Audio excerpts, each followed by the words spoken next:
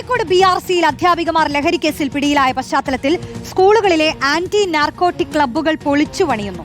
ക്ലബ്ബുകളുടെ നിലവിലുള്ള പ്രവർത്തനം തീരെ പോരാ എന്ന് വിലയിരുത്തൽ. MLA-മാരുടെ അധ്യക്ഷതയിൽ 3 മാസത്തിലൊരിക്കൽ യോഗം ചേരും. വാർഡ് മെമ്പറടക്കം എല്ലാ ജനപ്രതിനിധികളും ക്ലബ്ബുകളിൽ ഉണ്ടാകണമെന്നും തീരുമാനം.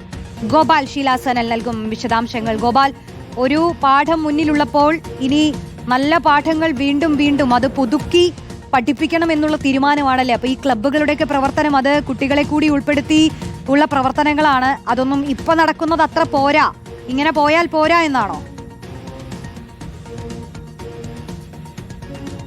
അതെ റോഷി, അങ്ങനെ തന്നെയാണ്. എക്സൈസ് വകുപ്പിന്റെ കീഴിലാണ് സ്കൂളുകളിൽ ആന്റി നർക്കോട്ടിക് ക്ലബ്ബുകൾ പ്രവർത്തിക്കുന്നത്. കഴിഞ്ഞ ദിവസം മന്ത്രി M. ലിജു ഇതുമായി ബന്ധപ്പെട്ട് അധ്യാപകരുടെയും ആ ക്ലബിന്റെ ചുമതലക്കാരായ ഉദ്യോഗസ്ഥരുടെയും യോഗം വിളിച്ചിരുന്നു. ആ യോഗത്തിലാണ് ഇത്തരത്തിൽ ഈ ക്ലബ്ബുകൾ കൃത്യമായി തന്നെ പ്രവർത്തിക്കണമെന്ന കർശന നിർദ്ദേശം മന്ത്രി മുന്നോട്ട് വെച്ചത്. നിലവിൽ ഈ ക്ലബ്ബുകൾ വേണ്ടത്ര രീതിയിൽ കാര്യക്ഷമമായി പ്രവർത്തിക്കുന്നില്ല എന്ന വിലയിരുത്തലിന്റെ അടിസ്ഥാനത്തിൽ കൂടിയാണ് ഇത്തരത്തിലൊരു തീരുമാനത്തിലേക്ക് കടന്നിരിക്കുന്നത്. പുതുക്കിയ തീരുമാനങ്ങൾ പ്രകാരം ഇനി മുതൽ എല്ലാ 3 മാസത്തിൽ ഒരിക്കലും MLA-യുടെ അധ്യക്ഷതയിൽ, അതായത് മണ്ഡലത്തിലെ MLA-യുടെ അധ്യക്ഷതയിൽ ആന്റി നർക്കോട്ടിക് ക്ലബ്ബുകൾ ചേർന്നിരിക്കണം. ആ ക്ലബ്ബിൽ എല്ലാ ജനപ്രതിനിധികളും, വാർഡ് മെമ്പർ മുതൽ MLA വരെയുള്ള എല്ലാ ജനപ്രതിനിധികളും അംഗങ്ങളായിരിക്കണം. അധ്യാപക പ്രതിനിധികൾ, വിദ്യാർത്ഥി പ്രതിനിധികൾ എന്നിവരും ഈ ക്ലബ്ബിൽ ഉണ്ടായിരിക്കണം.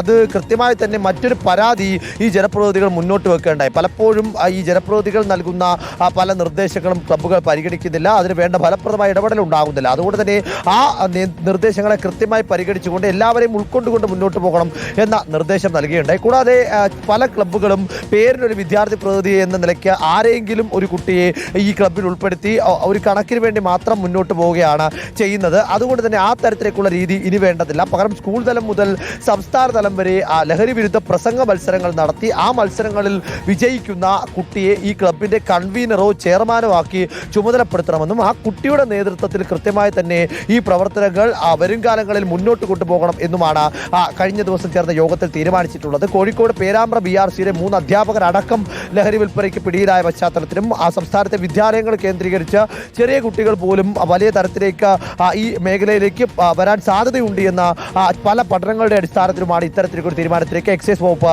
കടന്നിരിക്കുന്നത്. വിദ്യാഭ്യാസ വകുപ്പിന്റെ കൂടി സഹകരണത്തോടു കൂടിയാകും എല്ലാ സ്കൂളുകളും, സംസ്ഥാനത്തെ എല്ലാ വിദ്യാലയങ്ങളിലും ഈ പരിപാടി നടപ്പിലാക്കുക. ശരി, ഗോപാൽ ശീലാസനലാണ് വിവരങ്ങൾ നൽകിയത്.